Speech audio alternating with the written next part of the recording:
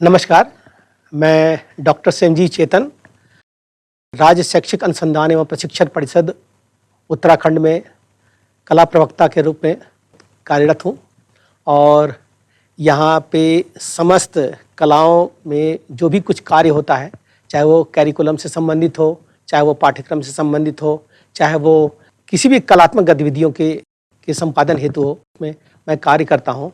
और आज एक मौका आया हुआ है कि हम लोग न्यू एजुकेशन पॉलिसी जो आज मुद्दा बन गया है और उसको आगे ले जाने का कार्य चल रहा है, तो उसमें आर्ट एजुकेशन की क्या महत्व है और कैसे उसको आगे ले जाया जाए, उस पर बात करेंगे। मैं कल्पना रावत राजीव गांधी नवोदय विद्यालय देहरादून में कार्यरत हूँ और मैं टीजीटी आर्ट से हूँ।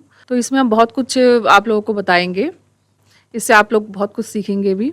आर्ट एजुकेशन की डिमांड हम लोगों ने जो की है वो क्लास फर्स्ट से की है। हमने चाहा है कि क्लास फर्स्ट से ही आर्ट को एक विषय के रूप में महत्व मिले, तो इससे आर्ट को एक अच्छा वो स्पन मिलेगा।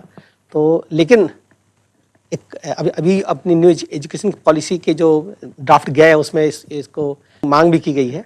लेकिन वर्तमान समय में हम जो बात कर रहे हैं 6 से 8 तक में आर्ट एजुकेशन में क्या दिया जाए, इस पे अभी चर्चा परिचर्चा हो रही है। और मैंने आज जो पहला टास्क दिया है तो वो ये दिया है कि बच्चों को जो आर्ट सिखाया जाता है, 6, 7, 8 की बात मैं कर रहा हूँ, वो उसमें क्या होता है कि हम लोग समझते हैं कि स्पेशली कोई पेंटिंग बनाई जाती है, लेकिन ऐसा नहीं है।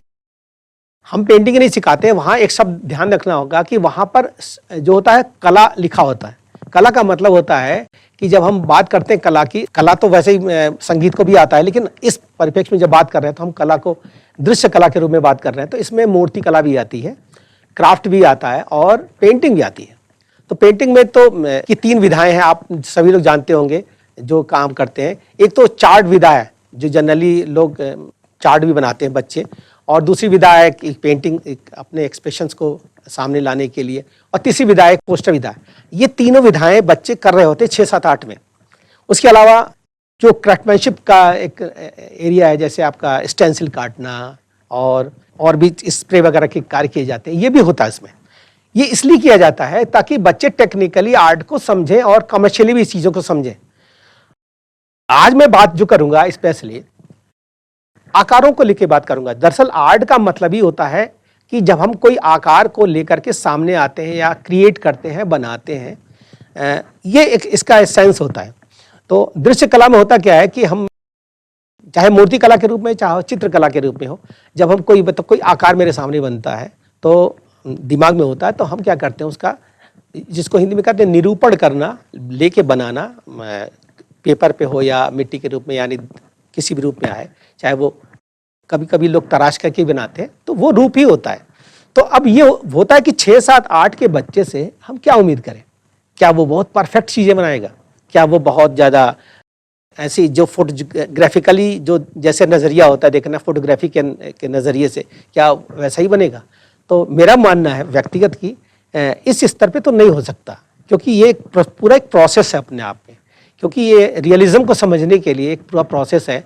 आपने देखा होगा कि इसकी स्टडी स्केचिंग से शुरू होती है, जो कि बैचलर से काम शुरू होता है, तब स्केचिंग से के माध्यम से धीरे धीरे एक क्रम बनता है समझने का। तो यहाँ पे हम लोग इस बात को लेके आना चाह रहे हैं कि क्या अक्सर होता क्या है क्लास में, हम लोग टीचर जो जैसा आर्ट के टीचर लोग जनरली लोग करते हैं, क्लास में जाते ही क्या करते हैं, बच्चों से बात नहीं करते कि आर्ट है क्या, हम अपने लाइफ में आर्ट को कैसे देखें, या हमारे घर में आर्ट क्या रूप है। ये कभी बातें नहीं होती हैं। सीधे हम जाते हैं, चौक उठाते हैं और कुछ बना देते हैं, बच्चे से कहते हैं बनाओ। ये मेरा मानना है कि ये आर्ट के सिखाने का कोई तरीका नहीं हुआ, ये स्टडी तो नहीं हुई। इसका मतलब आप कोई प्रोडक्ट बनवा रहे हैं और हम प्रोडक्ट नहीं बनवा रहे होते, हम स्टडी करा रहे होते हैं। यहाँ स्टडी की कभी बात ही नहीं आई। तो मेरा मानना है कि बच्चों को अगर स्टडी करवाया जाए चीज़ों का, कोई भी चीज़, मेरा मानना है कि वो कोई चीज़ सरल या कठिन की बात ही नहीं है। जो कुछ भी दें आप, तो अगर उनसे रबर लगाने को मना किया जाए, रबर लगा के न बनाएं, यानी कि मिटाने की संभावना खत्म कर दें, तो शायद वो जो परफेक्शन है, जो एक लगातार हाथ में स्किल की बात है, ये सब चीज़ें मैं समझता हूँ कि आएंगी। और क्यों? क्योंकि जब हम रबर की बात सोचते हैं तो रबर में होता क्या है कि मिटा देने की संभावना होती है, इसलिए वो चीजें बार बार परफेक्शन की तरफ नहीं जाती हैं। बिगाड़ा मिटाया, बिगाड़ा मिटाया, तो क्या हुआ? हो सकता है चीज एक ही तरह का बनता हो, लेकिन जब हम मिटाने की संभावना खत्म कर देते हैं और हम कहते हैं बच्चे से पेंसिल लो या पेन लो, कुछ भी, मान लीजिए मैंने कहा बैगन बनाओ, छोटी सी चीज मैं बता रहा हूं, पूरी कॉपी में बैगन को बनाता रहेगा, तो अब बैगन एक तरह का तो होता नहीं है, बैगन कुछ गोल भी होते हैं, कुछ लंबे भी होते हैं, कई तरह के होते हैं। तो हो सकता है उसके दिमाग में इमेज बने, क्योंकि मिटाने की संभावना खत्म हो चुकी है और टीचर ने बोर्ड में बनाया, उसको नकल करने की संभावना खत्म हो चुकी है, तो उसके दिमाग में इमेज होगा। इमेज कैसा बनता है? जो बैगन का होगा इमेज, हो सकता है बहुत परफेक्ट रूप में ना हो, लेकिन उसकी जो चीजें होती है, उसका जो उसकी पहचान है, वो निश्चित रूप में उसके इर्द गिर्द चीजें आएंगी।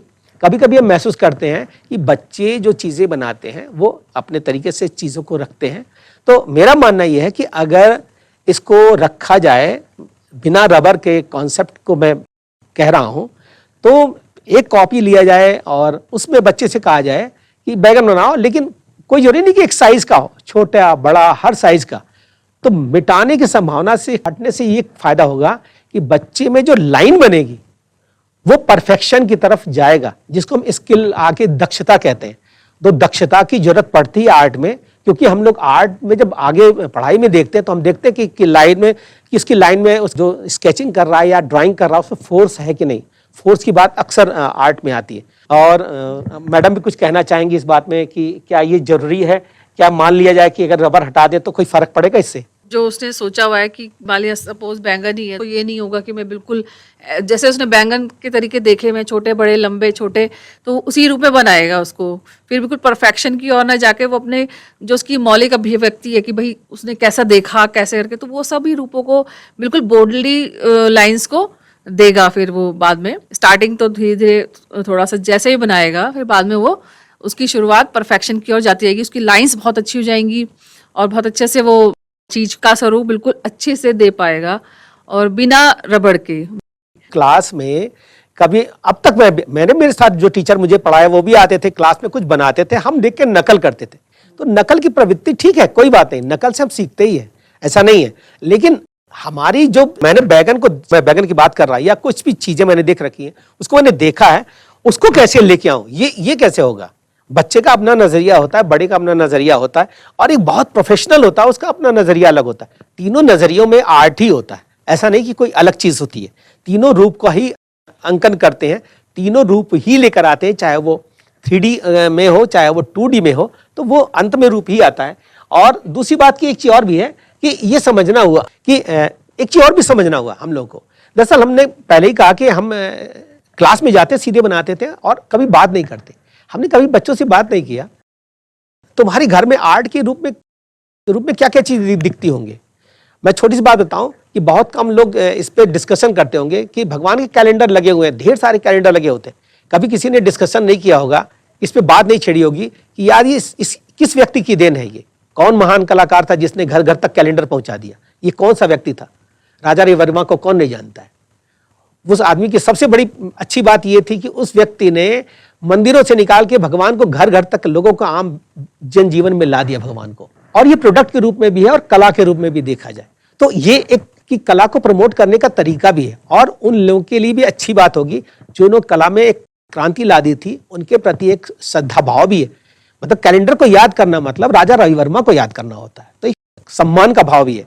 ऐसे बहुत सी चीजें हमारे घर में प्रोडक्ट के रूप में है, जैसे आपके जितने बर्तन हैं, जितने फर्नीचर्स हैं, जितने पर्दे, ये क्या है? ये प्रोडक्ट आर्ट है। प्रोडक्ट आर्ट यूं ही नहीं बन जाता, उसके पीछे भी एक बहुत बड़ी पढ़ाई होती है। 5-5 साल के लोग स्टडी करते हैं, तब जाकर के ये आपके थर्मस बनते हैं, आपके लोटे बनते हैं, थाली बनती है, गैस के चूल्हे बनते हैं। ऐसा नहीं बनता है, ये आर्ट फॉर्म में जाता है। आर्ट फॉर्म में जाने के बाद तब मशीनरी के रूप में आता है, कारें बनती हैं, डिफरेंट टाइप के कार बनते हैं। कैसे आता है? ये प्रोडक्ट आर्ट है। तो ये भी समझना कि ये चीजें जो हैं ये कहाँ से आई हैं। ये कोई ऐसा तो नहीं है कि आसमान से टपका हुआ चीज है, इसको किसी आर्टिस्ट ने इसको डिजाइन किया था, तब ये एक मूल रूप में आपके सामने दिखता है। तो ये क्या करता है? एस्टैब्लिश करता है आर्ट को। आर्ट को एक बहुत बड़ी चीज नहीं बताता है, वो बताता कि ये आम जनजीवन की चीज है, ये हमारे सामने रोज घटती है, आती है, जाती है। तो आज मैं सिर्फ बात करूंगा आपको आकारों और स्वरूपों को लेकर के कि आकार स्वरूप कैसे बनाए जाते हैं, उनको कैसे देखें सरल रूप से लेकर के और उस परफेक्शन के रूप में जाएं, कैसे ये होगा, इसके हम कुछ ड्राइंग करेंगे, आपके सामने दिखाएंगे वो चीजें क्रिएट कैसे होती हैं, वो आती कैसे हैं, बनती कैसे हैं, वो बच्चे को क्यों नहीं लगता है कि हम आसानी से बना लेंगे, वो कौन से फॉर्म्स हैं। तो इस बात को मैं आपके सामने करके दिखाऊंगा और टीचर लोग भी जो शिक्षक होते हैं कला का, इसका सहारा लें तो ज्यादा अच्छा होगा। अब मैं बताता हूं आपको, जब हम कोई भी चीज से, हमारे इर्द गिर्द चीजें होती हैं, वो कितने तरह की चीजें दिखती हैं, पहले समझना होगा। पहली बात यह है कि हमारे सामने तीन तरह की, जनरली तीन तरह की चीजें दिखती हैं। एक होता है वो गोले रूप में, मैं वृत्त नहीं शब्द इस्तेमाल करूंगा, ये जो एक मैथमेटिकल टर्म है इसीलिए इस्तेमाल नहीं करूंगा, गोला। दूसरा होता है तिकोना चीज, तीसरा होता है आपका चौकोर, कोई भी चीज। इस तरह की चीजों को रूप में देखें तो जनरली हमको सारी चीजें इसी के इर्द गिर्द चीजें दिखती हैं। जैसे मैं एक खेल के रूप में दिखूं कि अगर जैसे यही है, एक सर्किल है, सर्किल में से हम क्या करते हैं कि एक हिस्सा काट लेते हैं, ये हिस्सा कटा तो क्या निकला, ये बॉल भी बन सकता है, ये काटा। अगर हम इसमें एक लगा दें और इसमें हैंडल लगा दें, देखिए आप ऐसे लगाने की कोशिश करें तो कढ़ाई बन जाती है। तो ये समझना होगा, अगर हम आर्ट को गेम की तरह नहीं बनाएंगे और हम बहुत ज़्यादा कॉम्प्लिकेटेड करने की कोशिश करेंगे तो बच्चा शायद इंटरेस्ट नहीं लेगा, उसको लगे कोई चीज़ गेम है। जैसे इसमें इस तरह हुआ, जैसे मैंने इस तिकोने लिया, एक तिकोनी कोई चीज़ हमने किया, ऐसे तिकोना आकार बनाया, उसमें से इतना कट के हिस्सा निकाल लिया। अब देखिए जितना कट के हिस्सा निकलता है वो बनता है ग्लास। इसी ग्लास को हम जब डायमेंशनल रूप में दिखाते हैं, यानी कि तब वो यही आकार बनाता है, ये बना देता मैडम। तो ये ना, तो ये समझना हुआ कि प्रारंभिक अवस्था क्या है। प्रारंभिक अवस्था दरअसल ये है, यहां से ये आए तब ये बना। इसी को अगर मैं यहां पर ये चीजें जोड़ दूं, हैंडल बना दूं और ये बना दूं ऐसे, तो देखिए चीज वही है, बाल्टी बन जाती है। ये चीजें एक गेम की तरह होती है। स्टूडेंट के लिए सबसे बड़ी बात ये होती है कि जब कोई चीज अध्ययन लगता है कोई पढ़ाई वाली चीज है तो उनको उबन सी लगती है। अब जैसे मैं बताऊं आप, जैसे मानिए चौकोर चीज है कोई भी चीज, अब चौकोर में क्या क्या चीजें बन सकती है, उसको इमेजिन कराइए कि चौकोर, आप पूछ सकते हैं उससे कि चौकोर चीजें में क्या क्या दिखता है, तो वो बता सकता है मुझे डेक भी दिखाई देता है, ये डेक, इसको हम भगोना भी कहते हैं। ये रूप जब आता है तो ये रूप बन जाता है, और यही इसी को आगे बढ़ाएं तो ये चाय का फ्राई पैन बन जाता है ना, बन जाता। और इसी को अगर और आगे चलते हैं, इसी में अगर हैंडल लगा दें और इसके ऊपर लगा दें तो देखिए कुकर बन जाता है, देख रहे हैं। तो आप देखिए ना, चीजें तो वही थी, एक स्क्वायर से कितनी चीजें बन जाती हैं, ये समझना हुआ। ये बच्चों से डिस्कशन करना, पूछना हुआ कि चौकोर में क्या क्या चीजें दिखती हैं। वो बताएगा कि सर हम संदूक दिखता है, हमको डब्बा दिखता है, हमें वो पता है संदूक दिखता है, आप संदूक देखिए ऐसे दिखता है, ये वो को रिलेट करेगा। लेकिन आप पूछे पहले, मतलब मैंने कहा ना कि आप जब तक उसको इंटरेस्टिंग नहीं बनाएंगे, जब तक आप उससे बातचीत नहीं करेंगे, तो सीधे आए क्लास में शुरू हो गया तो कोई फायदा नहीं है उसका बनाने का। इसी तरह से सर्किल में एक और है, सर्किल में एक और बनाते चलिए। सर्किल में बॉल भी होता है, देखा होगा, आपके फुटबॉल भी होते हैं, तो ये सर्किल का ही है, यानी गोले से चीजें बनी होती हैं। इस गोले में मैंने, मान लीजिए मैंने एक चीज ये बना दिया ऐसे, और ये देखिए डलिया बन गया, डलिया बन सकता है, मतलब चीज वही थी। लेकिन एक चीज बचाना बच्चों को, ये ध्यान रखना है कि बच्चे प्रकार से और स्केल का इस्तेमाल कम करें तो ज़्यादा अच्छा होगा। मतलब ये मैं इसलिए कहता हूँ कि हाथ में, अल्टीमेटली हाथ में कला का जो दक्षता देखी जाती है बहुत जरूरी होता है। इसी तरह से दिखा होगा स्क्वायर में। अब स्क्वायर मतलब क्या होता है? स्क्वायर मतलब यही नहीं, चौकोर का मतलब लंबा भी कोई चीज। ये लंबा तो आपका बेड बना देता है अंत में। इसी तरह यही जब होता है तो ये मिरर ही बना देता है, एक स्क्वायर या कोई भी चौकोर चीज। देखिए मिरर ही बना दिया, मिरर ही बना दिया। कुछ चीजें ऐसी होती हैं जो दो तरह की चीजें, यानी कि सर्किल भी और स्क्वायर भी दोनों को कभी कभी तीनों मिला के बनाती हैं, तीनों चीजें मिलती है, ऐसा भी चीजें होती है। कौन सी चीजें होती हैं? अब जैसे जग होता है, जग होता क्या है? एक सर्किल, एक त्रिभुज, एक आयत, आप तीनों को जोड़िए,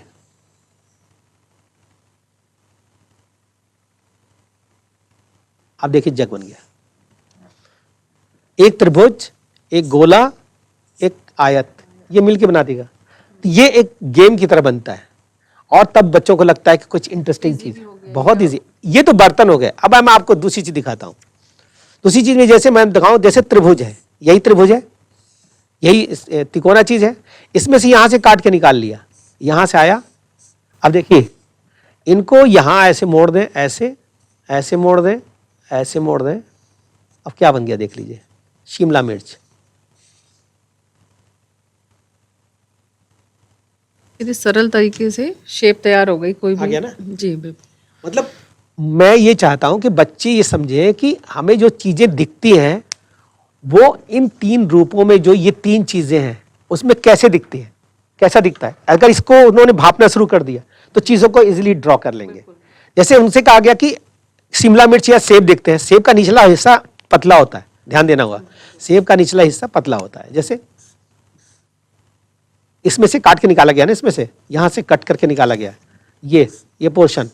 अब सेब क्या होता है एक्चुअल में? यहां गोल ऐसे ही तो होता है सेब। ये समझना हुआ, जब ये समझ जाएगा तो वो समझ जाएगा बच्चा कि ये त्रिभुज से कट करके निकला हुआ एक कोई ऑब्जेक्ट है, इस ऑब्जेक्ट को समझ जाएगा। इसी तरह कई चीजें समझेगा कि वो इमेजिन करेगा कि ये जैसे ये है जग आपका, तो जग देखने की कोशिश करेगा कि बीच का हिस्सा तो गोल लग रहा है, ऊपर का हिस्सा कुछ तिकोना लग रहा है, तो वो चीजों को मैथमेटिकली भी समझेगा। और इसलिए जरूरी है कि जो बच्चे आगे स्टडी करते हैं, पढ़ाई करते हैं, शेप्स के, हाँ बिल्कुल बिल्कुल, शेप्स के जो चीजें होती हैं उनको कैसे तैयार करेगा। अब देखिए और भी है नेचर में, मैं तो यहाँ तो ये सामान हो गया, कुछ चीजें हो गई, और भी कई चीजें होती हैं। जैसे मैं बैगन वाली बात की थी मैं आपसे, ये जैसे बैगन है। अब बैगन क्या होता है एक्चुअल में? बैगन एक सर्किल तो है, बस उसमें क्या होता है, एक ये चीज जुड़ा होता है, यही तो है जुड़ा हुआ। मिर्च क्या होता है? मिर्च भी आप देखिए, मिर्च ध्यान दीजिए होगा, ये त्रिभुज का हिस्सा, ये भी त्रिभुज तो है। इसी में ऊपर जब हिस्सा मिल जाता है, यानी कि ऐसे मिलता है ये और ओन शेप, मतलब मिर्च बन जाती है। बिल्कुल। अब होता क्या है इसमें एक्चुअल पहचान क्या है?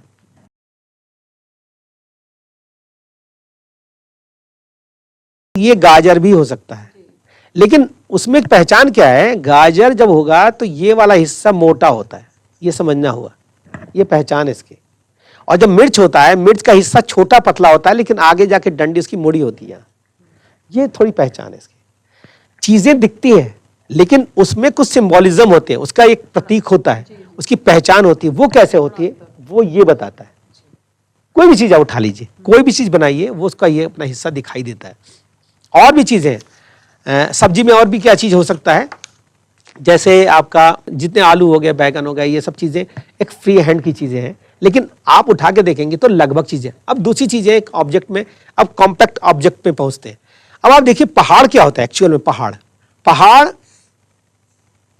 त्रिभुजों का समूह है, त्रिभुजों का समूह होता है ना? वही तो है। ये एक ऑब्जेक्ट है। ये पहाड़ जब कैसे बनता है, ये आप देखिए पहाड़ का महसूस कीजिए, तो वो त्रिभुज का ही ऑब्जेक्ट है, उसी ऑब्जेक्ट से बना हुआ है, ये बना हुआ है। इसी तरह पेड़ जो होता है, एक्चुअल में पेड़ क्या है? पेड़ जैसे यहां पे ये पेड़ हुआ, ये क्या है? ये कई सर्किल का समूहों का जुड़ा हुआ है। इनमें मिलाइए तो देखिए कई सर्किल मिलके बने हुए हैं। सर्किल बड़ा छोटा बना दीजिए तो देखिए सर्किलों का एक मतलब समूह है।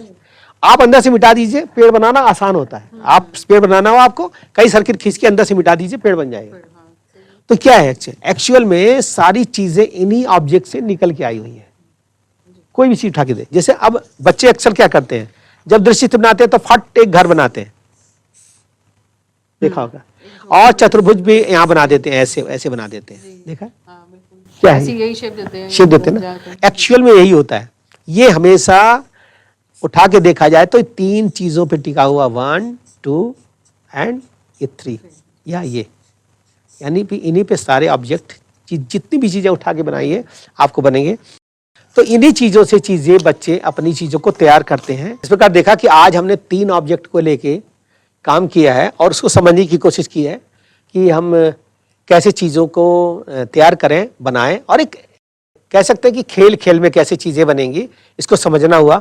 अगली बार हम इसकी परफेक्शन के ऊपर चलेंगे, कई चीजों को जोड़ के बनाएंगे और ये समझने की कोशिश करेंगे कि एक कंपोजिशन, जिसको हम कहते, कभी कभी कहते हैं दृश्य चित्र बना रहे हैं, या कोई एक कंपोजिशन तो बहुत बड़े बड़े लेवल की चीज़ है, मेमोरी आर्ट बनाते हैं। तो मेमोरी आर्ट में हम देखने की कोशिश करेंगे कि 2-3 चीज़ों को, ऑब्जेक्ट को जब चीज़ें जोड़ करके, यानी कि ह्यूमन फिगर या पेड़ पौधे जोड़ के बनाते हैं चीज़ों को, तो कैसे किया जाता है, उनके पीछे एक बच्चा जो 6 से 8 की बात बच्चा होगा वो कैसे जोड़ेगा और उनका फॉर्म किस तरह का होगा। इन्हीं को फॉर्म आगे चल करके, क्योंकि मैं बार बार कोशिश करूंगा कि बच्चों को वो छूट दिया जाए कि अपनी चीज़ों को अपने तरीके से देख सकें, ताकि धीरे धीरे उनका परफेक्शन आगे बढ़ेगा तो यकीनन अच्छा होगा। और इसका भी एक क्रम होता है, एक पायदान होता है, जैसे जैसे बच्चा आगे बढ़ेगा। हाँ, जब हम पोस्टर डिजाइनिंग की तरफ बढ़ेंगे तो सिंबॉलिज्म को, हाँ, सिंबॉलिज्म को भी समझेंगे और इस तरह से। तो आज का देखा जाए तो प्रथम पायदान इस पे था कि आकारों स्वरूपों को लेकर मैंने थोड़ा बात किया, फिर इसका और भी डिटेल में जाएंगे इसमें कि जैसे आज मैंने बैगन को एक ऑब्जेक्ट के रूप में उठाया था। एक तरीका था कि मैं बैगन को बता सकूं कि उसका सिंबल्स क्या है, जिसको हालांकि मैं भाषा में सिंबल इस्तेमाल करता हूं क्योंकि इसका एक प्रतीक होता है। बैगन को देखते ही पहचान जाते तो कोई बात तो होगी। तो इसी तरह बहुत सी चीज़ों की अपनी पहचान होती है। एक ह्यूमन बीइंग में भी सबके चेहरे एक ही तरह दिखते हैं, लेकिन एक अमूमन एक पुरुष के ही चेहरे में लोग ताऊ को पहचान लेते हैं और चाचा जी को पहचान लेते हैं या फिर अपने भाई को पहचान लेते हैं। वो कैसे होता है, वो चेहरों की अपनी विविधता कैसे पहचान लेते हैं, इसका मतलब वहाँ भी कहीं ना कहीं एक ही चेहरे के अंदर कोई खास बात होती है। ये खास बात हमारे आर्ट का बहुत बड़ा हिस्सा होता है। तो इस बात को भी समझना हुआ। दूसरी बात कि आर्ट में जब हम लोग काम कर रहे होते हैं तो आर्ट का मतलब यही नहीं समझना चाहिए कि हम ह्यूमन बीइंग पे ही काम करने जा रहे हैं, या एक चीज़, बहुत चीज़ें आती हैं कि हम सीनरी पे ही काम करेंगे या अलंकार पे ही काम करेंगे। अलंकार भी एक स्टेप है और हम 6-8 के बच्चों को कराते हैं, जिसको हम आज के पहले सी भाषा में हम इस्तेमाल करते हैं साड़ी का किनारा।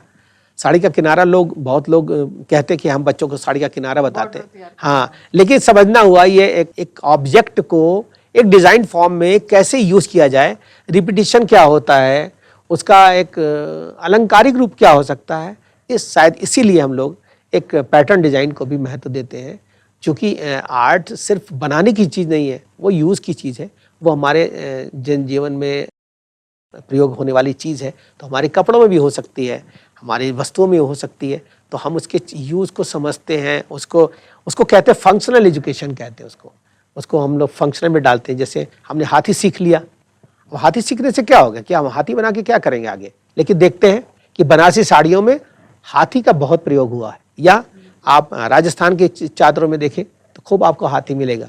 आप सोचेंगे आम क्या, आम कौन सी बड़ी चीज़ होती है, अरे आम का को कैरी के रूप में जाना जाता है, जो डिज़ाइन फॉर्म होता है। यहाँ से बंगाल तक के साड़ियों में कैरी के रूप में डिज़ाइन को इस्तेमाल किया जाता है, जिसको आम की गुठली कही जाती है, उसका डिज़ाइन भी तैयार होता है। तो ये समझना हुआ, हर चीज़ की वैल्यू होती है, हर चीज़ का एक अपना कह सकते हैं कि इस्तेमाल किया जाता है। अब इस्तेमाल को हम कितना जानते हैं कितना नहीं जानते, इस पर निर्भर करता है। हम जो कुछ भी स्टडी कर रहे हैं वो हमारे आने वाले कल में प्रयोग की जाने वाली चीज़ों में प्रयोग होने वाला है, ये निश्चित तौर पे समझ जाए। चाहे वो डिज़ाइन फॉर्म में जाए, चाहे वो हमारे अलंकार के रूप में जाए, चाहे वो हमारे फर्नीचर के रूप में जाए। फर्नीचर को भी देखा होगा, कई फर्नीचर के हत्थे जो होते हैं सिंक के रूप में बने होते हैं। तो ये क्या है, आर्ट का यूज़ तो ही। तो एक शेर मैंने सीख लिया, सीखा क्यों था, सीखा इसलिए कि उसका यूज़ मैंने किया। तो इस तरह से बहुत सी चीज़ें हैं। जैसे प्रोडक्ट आर्ट में मैंने बताया कि हमने सामान के तैयार किए, तो देखा होगा कि अच्छे प्राइस तैयार किए जाते हैं। ट्रॉफी तैयार किए जाते हैं, अच्छे अच्छे बर्तन नए नए रूप में निकल के आते हैं। कहाँ से आते हैं, कौन लाता है इनको? तो इस तरह से हम लोग आर्ट को देखेंगे यूज के रूप में। बच्चे भी इसको देखिए, आपने सर ने कितने अच्छे तरीके से, इतने इजी रूप से कि 2-3 स्वरूपों को लेके ही उससे ही कोई आकृति तैयार कर दी। तो इस तरह से कितना इजी हो गया, खेल खेल में बच्चों ने, कोई भी बच्चा का सीखता है तो कोई टेंशन के तौर पे नहीं सीखे कि मुझे ये चीज़ दी गई है, इसको मुझे बिल्कुल परफेक्शन के साथ बनाना है। तो वो कितने अच्छे तरीके से इन शेप्स के थ्रू कुछ भी आकृति तैयार कर सकता है, जो उसे बोले या अपने मन से कुछ भी आकृति तैयार कर सकता है। तो इससे बहुत ही, मैं सोचती हूँ कि बहुत यूजफुल होगा टीचर्स के लिए भी और बच्चों के लिए भी। Thank you so much sir, और आप सभी को नमस्कार।